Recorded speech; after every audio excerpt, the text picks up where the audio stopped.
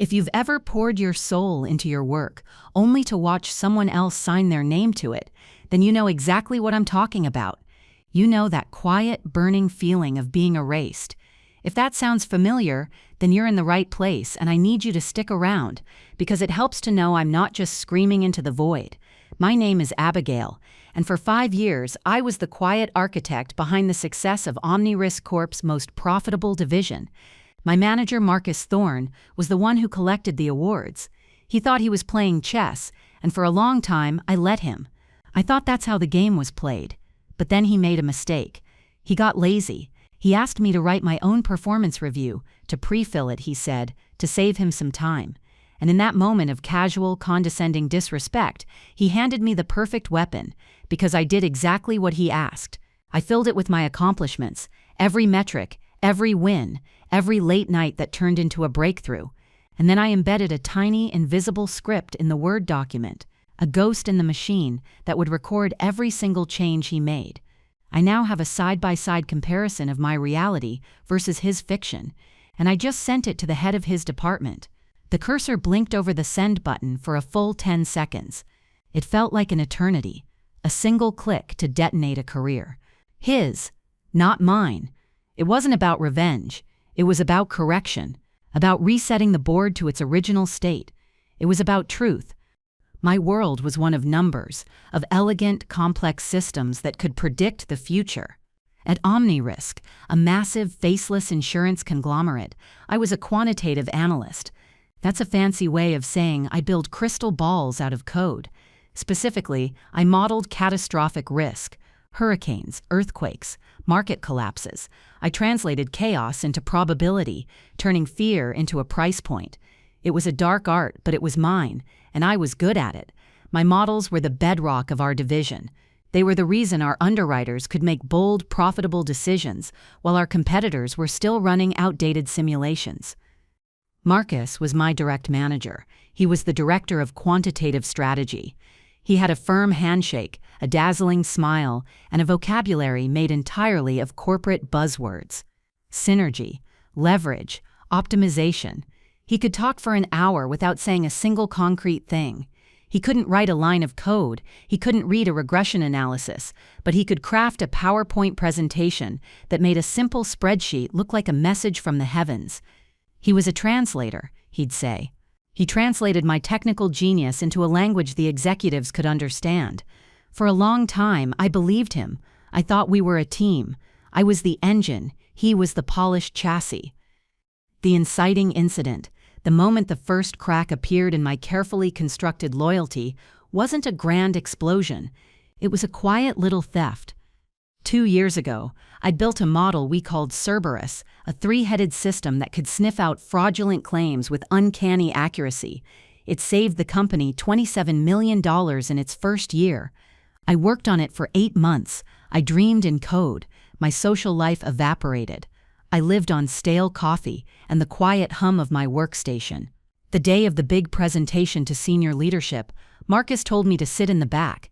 He said it was better for him to present it, to keep the message streamlined. I watched from the cheap seats as he stood in the spotlight, my slides behind him, my data on the screen, and said, "I'd like to walk you through a new paradigm I've developed for fraud detection." Not we. I felt the air leave my lungs. My blood went cold. I saw a few heads turn to look at me, people from my team who knew. They had expressions of pity. I just smiled, a tight, brittle smile, and clapped when everyone else clapped. You don't embarrass your boss, that was the rule. I followed the rule. But that night I went home, and I didn't just feel erased. I felt like a fool. My loyalty, my belief in the team, felt like a weakness he had expertly exploited. That was the beginning of the end. I just didn't know it yet. The final betrayal, the one that forced my hand, was this performance review. It was an annual ritual of humiliation. For 4 years straight, he had given me the same feedback: exceeds expectations on technical skills, meets expectations on teamwork, and the killer needs development on strategic leadership. It was the perfect corporate cage. He acknowledged I was a workhorse, but subtly branded me as someone who couldn't and shouldn't lead. It kept me exactly where he needed me, brilliant, productive, and stuck under him. Each time I would protest, I would bring lists of projects I had led, of initiatives I had proposed. He would nod, his face a mask of thoughtful concern. He'd say things like, "I hear you, Abby. We'll work on finding more opportunities for you to shine." But the opportunities never came. The scores never changed. This year was supposed to be different. A senior director position was open, a role I was perfectly qualified for. It was a natural next step. I had been doing half the job for years without the title or the pay. This review was the gateway. He knew it. I knew it. So when he slid the document over to me, or rather emailed me the template, with that breezy request, it was a new kind of cruelty. "Abigail," his email read, "could you do me a favor and pre-fill this with your key accomplishments for the year? You know your work better than anyone. It'll give us a great head start for our conversation. Thanks, Marcus."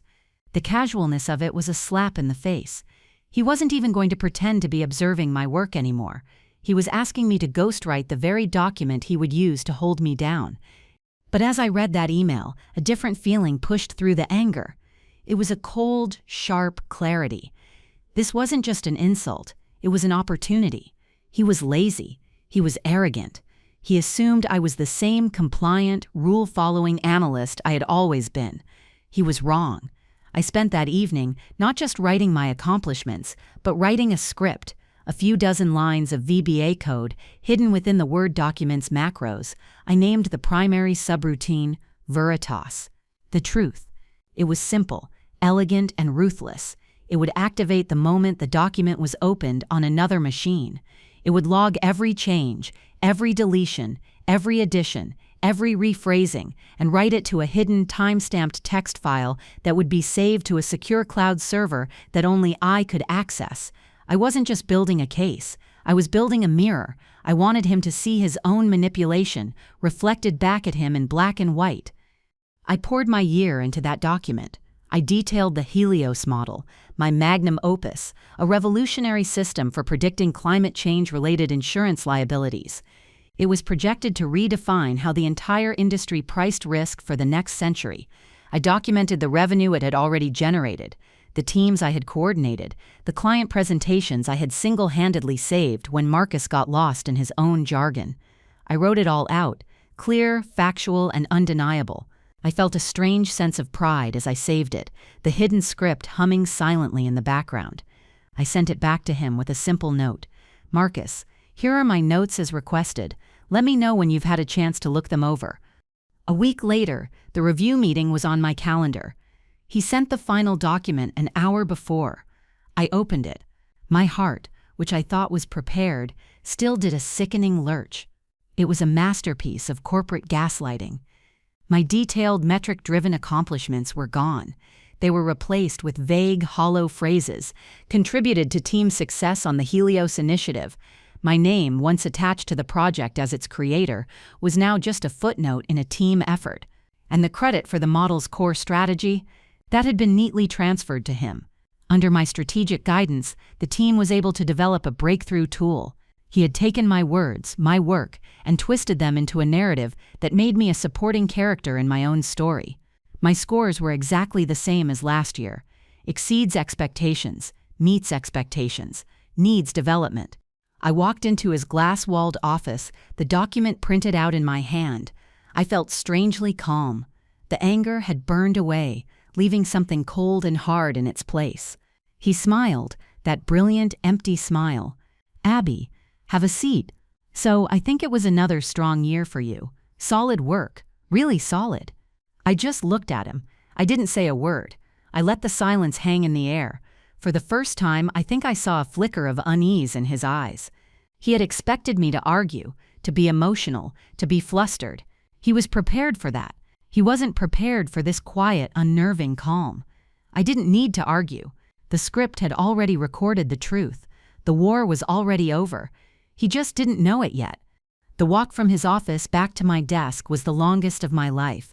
Every step was a conscious effort to keep my mask of professional composure from shattering. I could feel the sympathetic, knowing glances of my colleagues. They had seen this movie before. They knew the script by heart. The quiet, brilliant woman gets passed over. The smooth-talking man takes the credit. It was a corporate cliché, and I was living it. I sat down at my desk, my hands resting on the keyboard, but I couldn't see the screen. A gray fog had descended over my vision. I clicked aimlessly, opening and closing files, a pantomime of productivity. My body was there, in that stupid IKEA chair, under the humming fluorescent lights, but my mind was screaming. It was a silent, primal scream of rage and humiliation. I packed my laptop with methodical precision, my movements stiff and robotic. I nodded a brief goodbye to Chloe, my mentee, who looked at me with wide, worried eyes. I couldn't offer her any words of comfort. I couldn't even meet her gaze. The elevator ride down was a descent into a private hell. The cheerful music, the sterile metal walls, it all felt like an elaborate mockery. The moment the doors opened into the concrete gloom of the parking garage, the dam broke. I made it to my car. I fumbled with the keys, my hands shaking so badly it took 3 tries to get the door open. I threw my bag onto the passenger seat, slammed the door, and the professional mask I had worn for 8 hours finally, violently, cracked. The first sob was a raw, guttural sound that was torn from my chest. It wasn't a cry of sadness. It was a cry of pure, undiluted rage.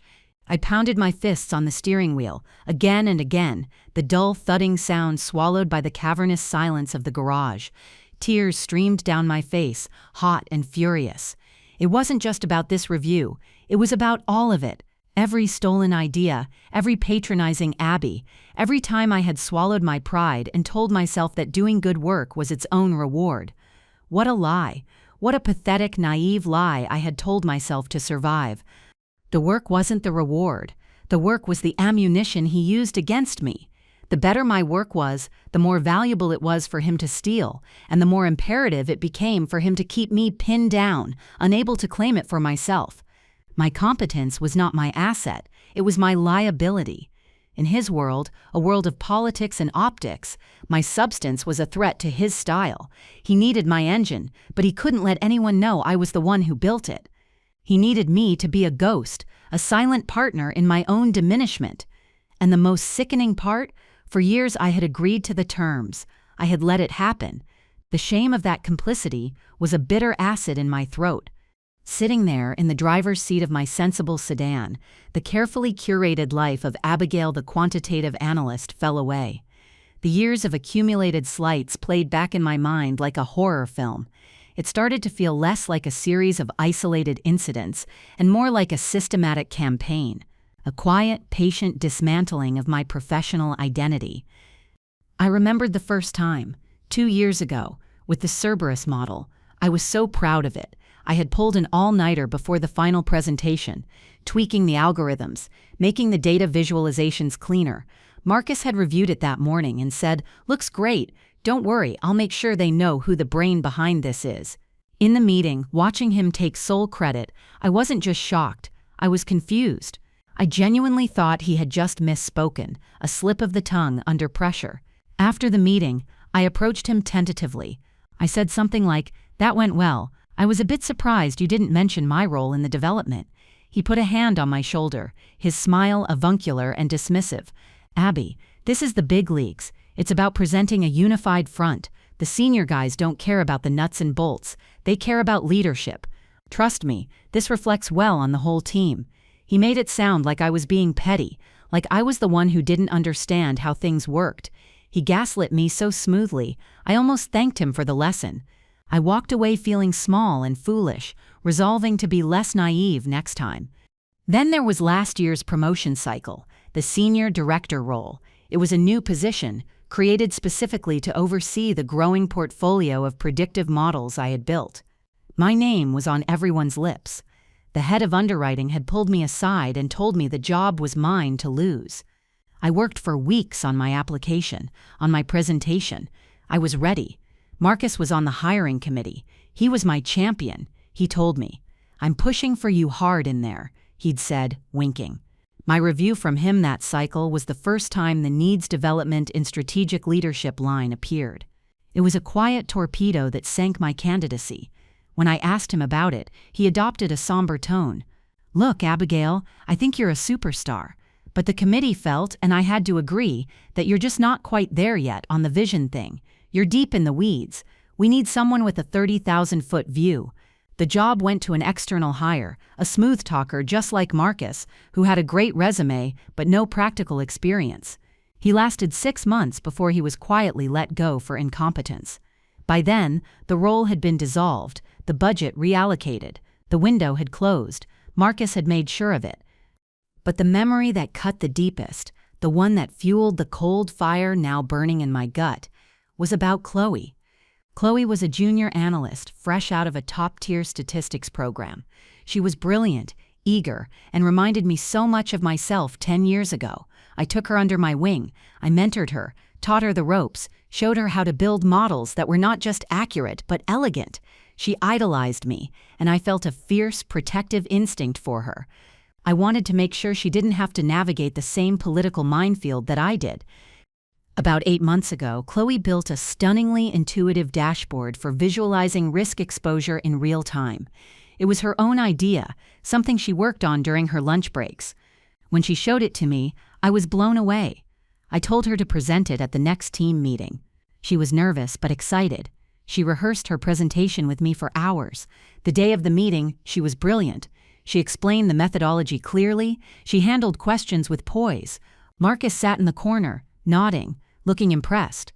The next day, an email went out from Marcus to the entire divisional leadership. "Team," it began, "I want to share an exciting new tool I've been developing with the junior analysts to enhance our real-time monitoring capabilities." He had attached screenshots of Chloe's dashboard. Her name was nowhere in the email. Chloe came to my desk, her eyes glistening with unshed tears. She was holding her phone, showing me the email. He just took it," she whispered, her voice trembling. "He didn't even mention me." In that moment, I saw my own reflection in her devastated face. All the excuses I had made for Marcus, all the times I had told myself to just keep my head down and do the work, it all turned to ash in my mouth. I had failed her. I had preached a gospel of meritocracy in a system that was fundamentally corrupt, and she was the first casualty of my naivete. I tried to comfort her. I told her that we knew the truth, that the people who mattered knew she built it.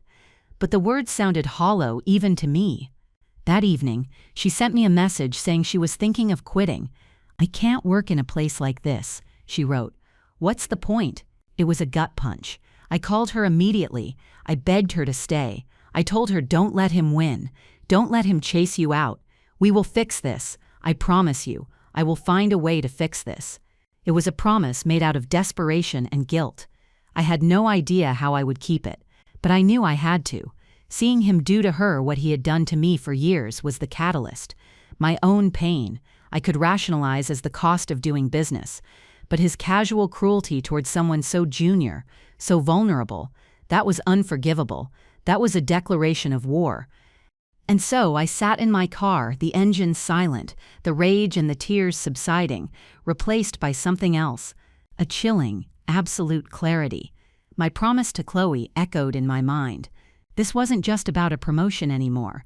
It wasn't just about getting credit for my work. It was about dismantling the system that allowed a man like Marcus to thrive, while people like me and Chloe were treated as disposable resources. It was about justice, a quiet, calculated, and total justice. The breakdown was over. The resolve had set in. I turned the key in the ignition. The engine hummed to life, a stark contrast to the dead silence that had filled the car moments before. I drove out of the parking garage, not into the darkness, but toward a sliver of light on the horizon. I was no longer a victim of his game. I was about to become a player in my own. That night, my apartment, usually a sanctuary of calm, became a war room. The simmering anger had cooled and hardened into something much more useful, a diamond-sharp strategic focus. It wasn't about revenge. I kept telling myself that, a mantra to keep the emotion from clouding my judgment. It wasn't about making Marcus suffer. It was about making the truth visible. It was an exercise in radical transparency. Revenge is chaotic, emotional, and ultimately unsatisfying. This was going to be an audit, a cold, precise, and irrefutable audit of his career. My first move was to analyze the asset I had created, the Veritas script. I logged into my secure cloud server. The text file was there, waiting. I opened it. It was beautiful. Line after line of time-stamped data. Deletion led the development and implementation of the Helios model, a proprietary predictive engine for climate change-related catastrophic risk, resulting in a 12% reduction in exposure and an initial 40 MON in new, accurately priced premiums. Insertion contributed to team success on the Helios initiative. It went on like that for pages. Every strong, active, quantifiable statement I had written was systematically diluted, weakened, or erased. Every instance of I or my was replaced with team or we, and every time the credit was orphaned, a subsequent edit would assign it to him. Insertion, strategic guidance provided by Marcus Thorne. It was more damning than I could have imagined. It wasn't just him fudging a few details. It was a complete, methodical rewriting of history. He wasn't just a thief. He was a meticulous forger. I took the raw log file and wrote a simple Python script to parse it. The script generated a clean 2-column PDF. On the left, my original text in black. On the right, his version, with his deletions highlighted in red and his additions in green. It looked like a legal document, a piece of forensic evidence. It was undeniable. This document alone was enough to destroy his credibility in a single email. But that wasn't enough. Destroying his credibility was a skirmish. I was planning a campaign. I needed to show not just that he was a liar, but that his lies were a direct threat to the company's bottom line and its intellectual property. This is where my foresight paid off. A year ago, after the fiasco with the senior director position, I had a quiet suspicion that my time at Omni Risk was on a clock. I didn't know when or how it would end, but I felt a shift in the tectonic plates beneath my feet. On a whim, I had scheduled a hypothetical consultation with an employment lawyer who specialized in intellectual property for a major firm. I paid for it out of my own pocket. I framed my questions around a friend who was a software developer at a large tech company. I asked about proving ownership of code, about the difference between a workplace grievance and IP theft. The lawyer gave me some very expensive and very valuable advice. He said that a manager taking credit in a presentation was murky territory, often dismissed by HR as a management-style issue. But proving that a manager had misrepresented the authorship of a specific, registered or revenue-generating piece of IP to the executive level or to clients, that was a different ballgame. That wasn't a personnel issue. That was a corporate governance and risk issue. His words stuck with me. You have to frame it not as he hurt my feelings, but as he is exposing the company to risk. That advice had spurred me to take another quiet step. I had formed a single-member LLC, Veritas Analytics LLC. It cost a few $100s online. I set it up for potential freelance work, a plan B that I hoped I'd never need. I opened a business bank account. It had a balance of $100. It was a shell, a ghost company. But it was a legally recognized entity. It was my lifeboat, waiting patiently in a quiet harbor. Now, I needed more than just the performance review. I needed to connect his lies to the biggest asset in play, the Helios model. And for that, I needed my ally. I opened a secure messaging app on my phone and sent a message to Chloe. "Are you free to talk? Not on a work channel." A minute later, my phone buzzed. "Always. What's wrong? The look on your face today." I was worried. We spoke for an hour. I told her everything about the review, the script, the years of this slow erosion. I didn't tell her what I was planning. Not yet. I first needed to know where she stood. Her response was immediate and fierce. "I knew it, Abigail. I knew it wasn't just me. He's a parasite. He's been doing this for years, and everyone's too scared to say anything." Her anger was a validation of my own. Then her voice softened. "What are you going to do?" "I'm going to correct the record," I said calmly. "But I need something. I need to prove that he is actively claiming ownership of Helios at the highest levels." I paused, hating that I had to ask this of her. "Chloe, I know he's been working on a presentation for the executive committee about the Q4 strategic wins. I'm willing to bet my entire career that Helios is the star of that show, and I'm willing to bet he's calling it his." There was a long silence on the other end of the line. I could hear her breathing. I knew what I was asking. I was asking her to commit corporate espionage. I was asking her to risk the job she was so terrified of losing just a few months ago. I was about to tell her to forget it, that it was too much to ask. When she spoke, her voice low but firm. He keeps his draft presentations on the shared team drive. He's too lazy to save them locally. I know the folder. When do you need it? I felt a wave of gratitude so intense it almost knocked me over. My promise to her, my desperate plea for her to stay, had forged a bond of loyalty I hadn't fully appreciated. She wasn't just my mentee anymore. She was my co-conspirator. Tomorrow morning, I said, send it to my personal email from a burner account if you can. Be careful. He made a mistake when he came for you, Abigail, she said before she hung up. You're the one person here he can't afford to lose, and he's too stupid to even see it. The final piece of the puzzle was the external validation. My leverage wasn't just the data or the code. It was the relationships I had built, the trust I had earned with the people who actually paid our salaries, the clients. My primary contact at Northstar Reinsurance, our biggest client, was a man named Julian Vance. Julian was sharp, no nonsense, and had a deep disdain for corporate fluff. He was an actuary by training, and he spoke my language. Marcus hated being on calls with Julian, because Julian would ask pointed, technical questions that Marcus couldn't answer. I was always the one who had to jump in and provide the actual substance. I remembered a call about 3 months ago. We were discussing the early results from the Helios model. Marcus was waxing poetic about proactive risk mitigation and synergistic data ecosystems. Julian cut him off mid-sentence. Marcus, with all due respect, I don't speak PowerPoint. Abigail, can you please just walk me through the standard deviation on these projections? I did. For the next 20 minutes, Julian and I had a deep technical conversation, while Marcus sat in silence. At the end of the call, after Marcus had dropped off, Julian stayed on the line. Abigail, he said, his voice laced with weary frustration. You're the one who actually built this thing, aren't you? Every time I talk to Marcus, I feel like I'm talking to a brochure. The only reason we're still with OmniRisk is because of the quality of your work. Don't ever forget that. His words had been a lifeline then, a small affirmation in a sea of doubt. Now, they were a weapon.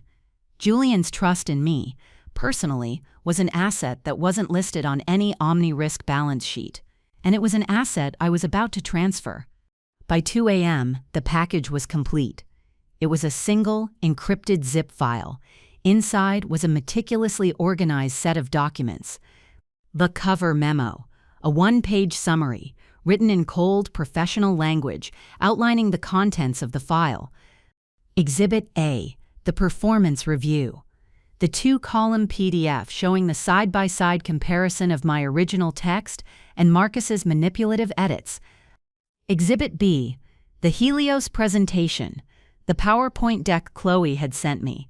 Just as I suspected, slide 3 was a glamour shot of Marcus with the title, Helios Predictive Engine, Lead Strategist, Marcus Thorne. Exhibit C, the email trail, a PDF of key emails between me and Marcus regarding Helios, where I provided detailed progress reports, and he responded with one-line acknowledgments like noted or good work.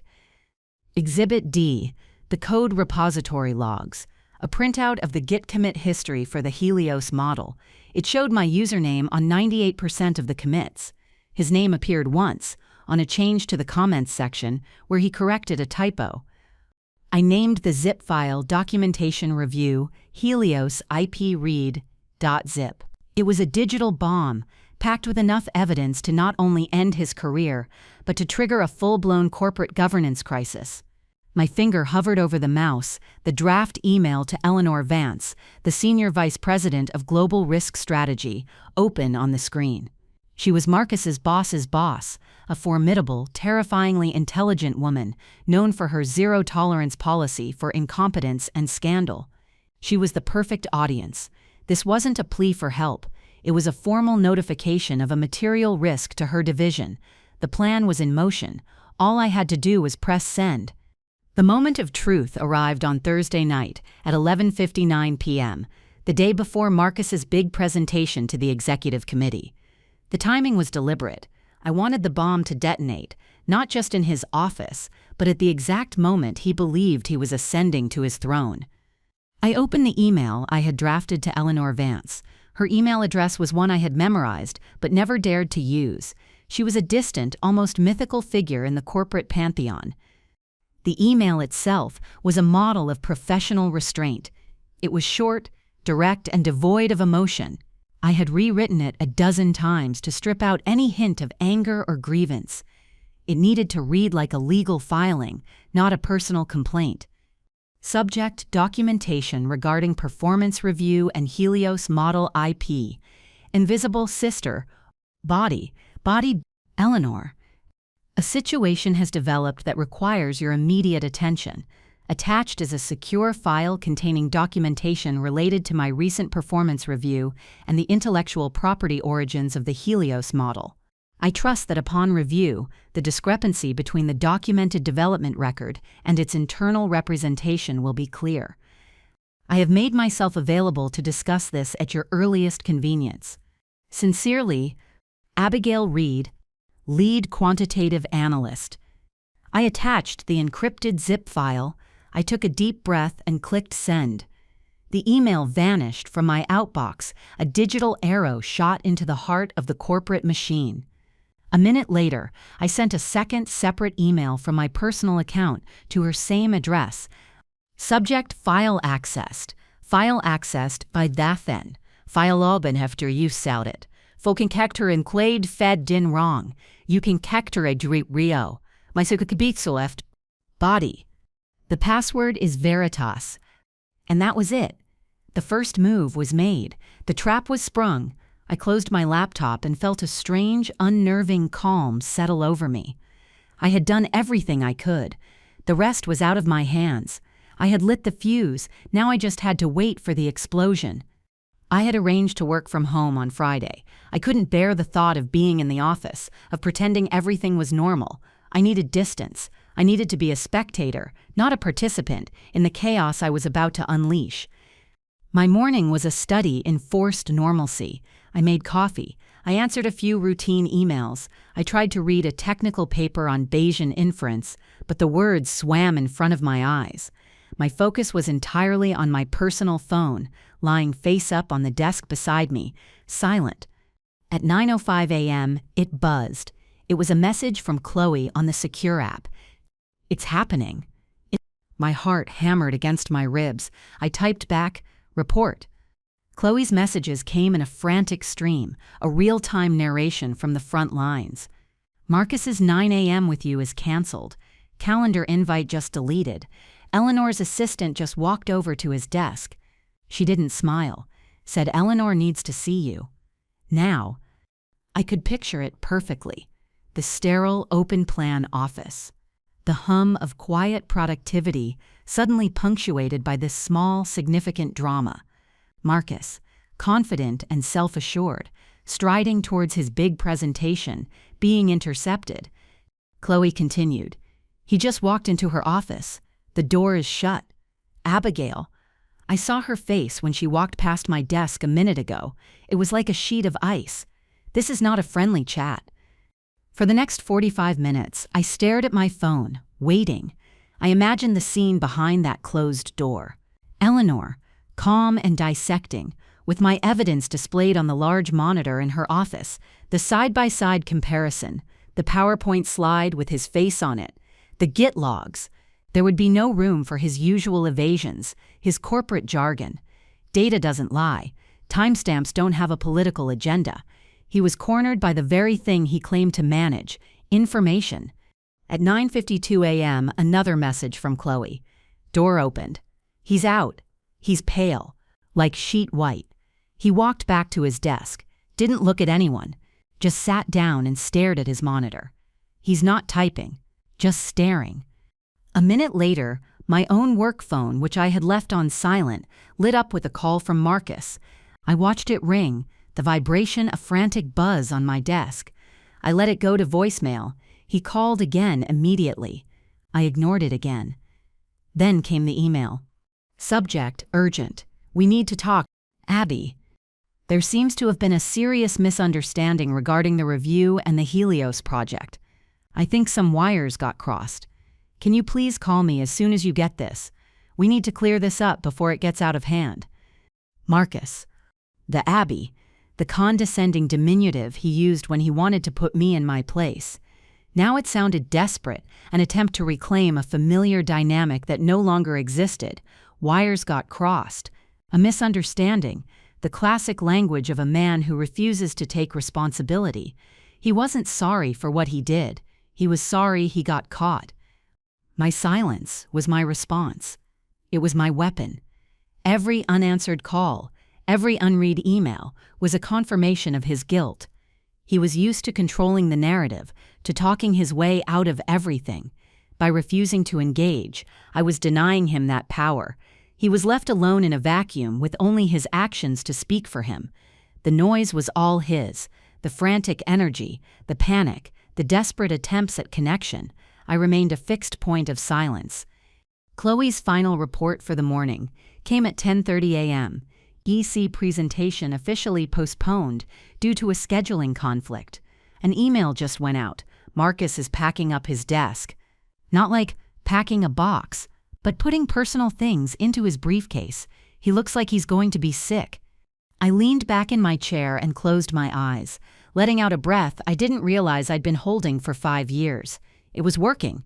The silent takeover was in progress. The truth, once unleashed, was doing its work with brutal efficiency. I hadn't shouted. I hadn't confronted him. I hadn't made a scene. I had simply presented the facts to someone in power.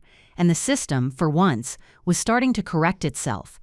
The quiet architect had drawn up a new blueprint, and the old structure was beginning to collapse under the weight of its own lies. The rest of Friday passed in a surreal quiet. I fielded a few work-related emails from colleagues, my responses carefully neutral and professional. I was a black hole at the center of a swirling galaxy of rumors, absorbing all speculation and emitting nothing. The power of silence was intoxicating. Marcus's panic was a loud, frantic broadcast of his own guilt, and my refusal to engage amplified it. He was shadowboxing, throwing punches at an opponent who wasn't in the ring. Late in the afternoon, the call I was waiting for finally came. It wasn't from HR. It wasn't from Marcus.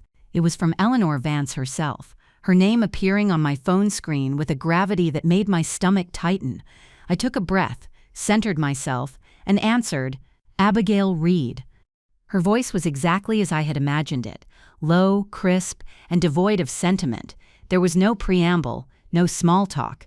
"Abigail, Eleanor Vance, I have reviewed the documentation you sent me. Thank you for bringing this to my attention with such clarity." There was no apology on Marcus's behalf, no corporate platitudes about misunderstandings. It was the voice of a surgeon who has just identified a tumor. "I have a few clarifying questions, if you have a moment." "Of course," I said, my own voice steady. "Did you build the core architecture of the Helios model alone?" "Yes," I replied. "The initial framework, the core algorithms, and the validation protocols were my work. Other team members, including Chloe Jensen, contributed to data integration and dashboard visualization under my direction. I was careful to give credit where it was due. This was about accuracy, not ego." "And this performance review document," she continued, her tone unchanging. "The log of edits, is it an accurate and complete record?" "It is an unaltered log file generated by a script I embedded in the document. It is 100% accurate." There was a pause. I could hear the faint sound of her typing. "Thank you, Abigail. I have what I need for now. An internal review is underway. Marcus Thorne has been placed on administrative leave, effective immediately. I need you to understand that this process will be handled formally and by the book. Do not have any contact with Marcus. You have my full support. I will be in touch on Monday with next steps." She hung up. I sat in the silence of my apartment, the words echoing in my ears. "You have my full support." It was a phrase I had longed to hear from a manager for years. And it had come not from my direct superior, but from the woman at the top of the pyramid, the one person whose support actually mattered. But I knew this was only the end of the beginning. Eleanor's support was a shield, but I needed a path forward. Waiting for the gears of a corporate investigation to grind was a defensive posture. It was time to go on the offensive. It was time to activate the final piece of my strategy. On Saturday morning, I made another call. This one was to Julian Vance, the discerning client from North Star Reinsurance. I dialed his personal cell, a number he had given me months ago. He answered on the second ring. Julian Vance. Julian, it's Abigail Reed from OmniRisk. Abigail? His voice was warm, genuinely pleased to hear from me. I hope you're not calling me on a Saturday to talk about T-bills. Is everything all right? This was the delicate part. I couldn't trash talk OmniRisk. I couldn't mention Marcus. That would be unprofessional and could have legal ramifications. I had to frame this as my own personal career move. Everything is fine, Julian, I said, choosing my words with surgical care. I'm calling to let you know that I'll be transitioning out of my role at OmniRisk in the near future. I wanted you to hear it from me personally, given our work together on the Helios project. There was a beat of silence. Then Julian let out a low whistle. Well, that's the smartest thing I've heard all week, and the worst news for OmniRisk. Honestly, Abigail, I'm not surprised. I'm just surprised it took you this long. I felt a knot of tension in my shoulders begin to dissolve. I've started my own independent advisory firm, I continued, feeling a surge of confidence. Veritas Analytics, focusing on exactly this kind of specialized catastrophic risk modeling. Julian laughed, a sharp, barking sound of delight. Abigail, you have impeccable timing. We were about to have a very unpleasant conversation with your soon-to-be ex-employers. Our renewal is in 60 days, and we were planning to pull the portfolio. We're tired of paying a premium for your brain and having to listen to that windbag Marcus take credit for it. So let me ask you a question. Does Veritas Analytics have the capacity to take on a new client? My heart leaped. This was it. This was the moment the power shifted, decisively and irreversibly. We are just getting started, I said, a smile finally breaking across my face. But for the right partner, I think we can make an exception. Good, Julian said, his voice all business now. Send me the paperwork. We'll have our legal team review it on Monday. I'll make the call to Eleanor Vance myself and let her know our intentions. It will be cleaner that way. Congratulations, Abigail. You deserve this. We hung up, and I stared out my window, a giddy sense of freedom washing over me. It was happening. My leverage was real. It wasn't the code. It wasn't the documents. It wasn't the proof of his lies. My true leverage was the trust I had built. Person by person, call by call. It was the one asset Marcus could never steal. Monday morning brought the predictable counter-move. At 9:15 a.m., I received an official meeting invitation from Eleanor. The subject was path forward. I knew what was coming. I spent the next hour preparing, not for a fight, but for a quiet declaration of independence. When I joined the video call, Eleanor was there, her expression unreadable. Abigail, she began, the internal review has confirmed the details you provided. Marcus Thorne's employment with OmniRisk has been terminated. I want to apologize on behalf of the company for the environment you were forced to endure. It was a failure of management, and for that I am truly sorry. The apology was unexpected, and for a moment, it disarmed me, but it was followed by the move I knew was coming. With the Director of Quantitative Strategy role now vacant, she said, I would like to offer it to you, effective immediately. It comes with a 30% salary increase, a significant bonus, and a direct reporting line to me. We need you, Abigail. We want to make this right. There it was. The prize.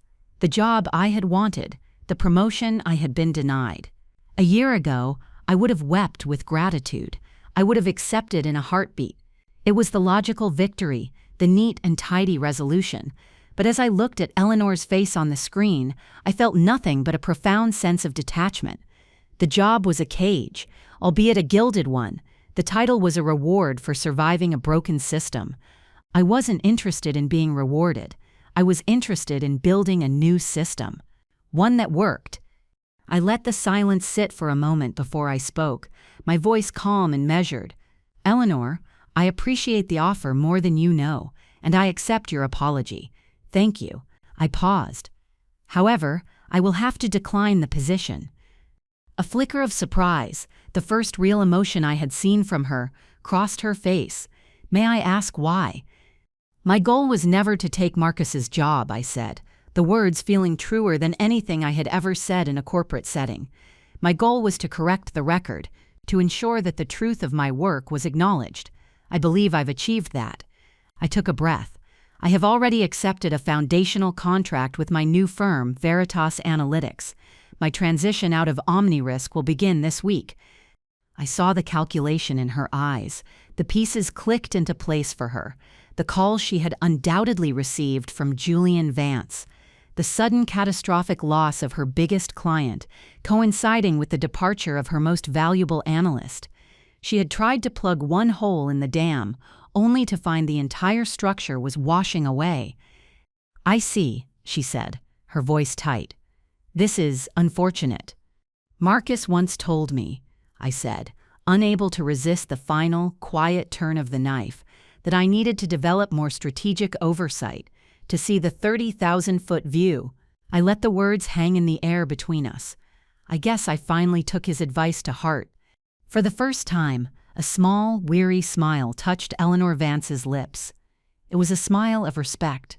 The respect of one chess player for another who has just executed a brilliant, unexpected checkmate. Yes, Abigail, she said softly, I see that you have. The final weeks at OmniRisk were a strange, quiet epilogue. I was a ghost in their machine for a little while longer, methodically documenting my work, handing over my projects, ensuring a professional transition. I held all the power, and it was a quiet, unassuming kind of power. People who used to ignore me in the hallways now made a point of stopping to talk. Whispers followed me. I was the one who had taken down Marcus Thorne. I was the one who had walked away from the throne. The last day, I had one final video call with Eleanor. It was a formality, an exit interview. We spoke about logistics, about non-disclosure agreements. It was professional, almost cordial. As we were about to sign off, she paused. Abigail, she said, for what it's worth, Northstar Reinsurance isn't the only client who has expressed concerns. It seems Julian Vance has been making some calls. You've built quite a reputation. It was her way of acknowledging the full extent of my victory and the scale of her loss. Good work should speak for itself, I said, my voice neutral. But sometimes it needs a translator. Indeed, she replied, and the call ended. My final confrontation wasn't with Marcus. I never saw or spoke to him again. The news of his fate came to me, as all office gossip does, through a text from Chloe. He's officially gone. Security escorted him out last Friday after the suspension. His LinkedIn profile is already updated. It just says seeking new opportunities in strategic leadership. The irony was so thick, I could almost taste it. He was a man made of buzzwords, cast out into a world that now had proof of his emptiness. The vindication wasn't seeing him fall. The vindication was in the building of my own reality. The scene shifts. It's 2 months later. I'm not in a gleaming corporate tower. I'm in a modest, rented office space with exposed brick walls and a big window that lets in the afternoon sun. The air smells of fresh paint and new beginnings. The name on the glass door is simple, elegant, and printed in a clean serif font, Veritas Analytics. Across the table from me sits Chloe. She's not a nervous junior analyst anymore. Her eyes are bright with excitement and purpose. She's my first hire, my partner. Her title is Chief Technology Officer. We are on a video call, the large monitor on the wall showing the smiling face of Julian Vance. On the screen is the final page of a multi-year, 7-figure retainer contract. My digital signature is already on the line. Julian adds his, "Welcome aboard, Veritas Analytics," he says. "Let's get to work." We end the call, and for a moment, Chloe and I just sit in the quiet, sun-drenched office. She looks at me, her expression a mixture of awe and gratitude. "We did it," she whispers. "You actually did it." "No," I say, a real, unforced smile spreading across my face. "We did it." It wasn't a sprawling corporate empire. It was 2 people, a few powerful laptops, and a foundational client who believed in our work. It wasn't about power, in the end.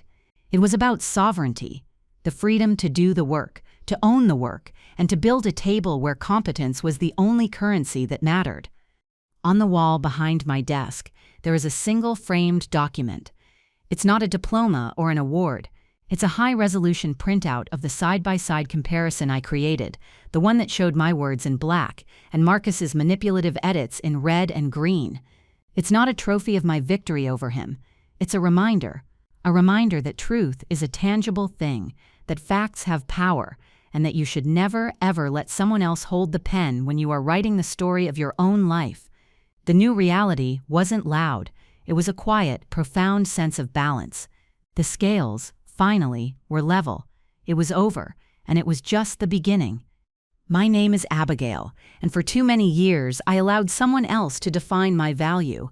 I operated under the deeply flawed assumption that my work would speak for itself. But I learned a hard lesson.